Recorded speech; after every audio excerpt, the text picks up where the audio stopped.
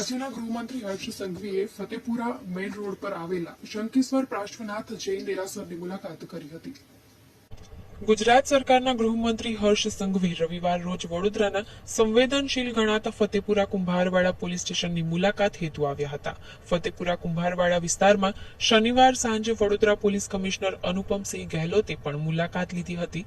ફતેપુરા વિસ્તારમાં ગૃહમંત્રી હર્ષ સંઘવીના સ્વાગત અભિનંદનના ઠેર ઠેર બેનરો પણ લગાવવામાં આવ્યા હતા. કુંભારવાડા પોલીસ સ્ટેશનનું રાજ્ય ગૃહમંત્રી હર્ષભાઈ સંઘવી દ્વારા લોકાર્પણ કરવામાં આવ્યું હતું.